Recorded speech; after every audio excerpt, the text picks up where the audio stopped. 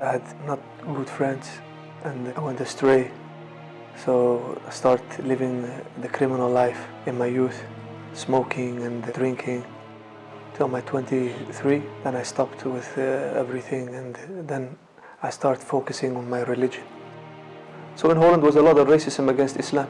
I learned before that when a caliphate comes, it's a must for a Muslim to go live in the caliphate because they rule with the law of Allah. I thought that it will be a caliphate like we read in the old books, in the old days, like it was, a justice caliphate.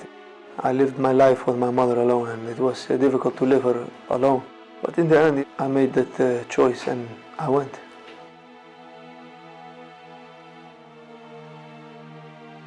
In the beginning, I thought I'm going to observe, but when I came, I heard you're going to go straightly to the maaskar. So they take your passport, your telephone, laptops, passport, they don't give it back. After 2 weeks of Shari, we've been sent to the maaskar for weapon training. I never had the chance in Holland to even see the automatic weapon. It was exciting. I heard a lot of stories, a lot of people will get killed. So to be honest, I was getting afraid.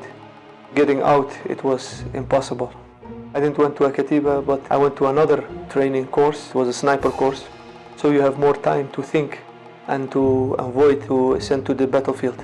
They wanted to send me to Iraq. There was a kind of a safe house. The ones who come back from Iraq to Syria, they told me from where they're coming that a lot of people died, killed. So the next morning I stepped up and I took the car back to Raqqa. Then started my problems because they called it desert. After a week, the police took me to prison. He gave me that I must do for punishment maaskar Shari and maaskar Askari again. Taking my stuff, I went off. So now I have no katiba, no nothing, but I am now in Al-Bab, walking around, sleeping in the mosque. This period I tried one time to escape dawlad. They put me 21 days in prison. I told him about my fear, that I cannot go to the battlefield. He said, come to me, to my katiba, and I will give you some nice job and they will leave you alone. He gave me a job to watch in the maqar for his stuff. What I found in those years is that they preach what they don't do. You have even people walking in the street, punishing people for smoking cigarette. He smoked them in the night time. They're liars and they're corrupt. You will not believe that it's true. You will think it's a piece of the movie Saw or a horror movie. I want to get out, but I stayed in the end. They leave us behind to die under the bombing. When we want to get out, they wanted to kill us. I stayed a lot at home. I get sick, I get hepatitis. I came out.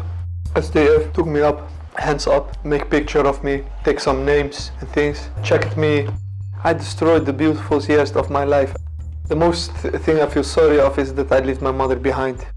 I saw only bloodshed and hardness and things, and that is never how our religion is. The outside is very beautiful, covered Islam and things, but we have been decepted. But I don't blame no one, I blame myself. What I advise is what I advise myself, study. If someone claims that he is a Muslim, he should study the religion very good and not follow the so-called sheikh who speak with his emotions. When you just started with your religion and you start with takfir, this is where the most people making mistakes. Then you get a religion that only is based on killing and spilling blood. Just don't follow people blind. I can say with a clear heart, I didn't hurt no one. Not civilian, not the militants. But I feel sorry for the people that I hurt, like my mother. I left her alone, and my children, and my good friends. I made a big mistake and I feel sorry for it.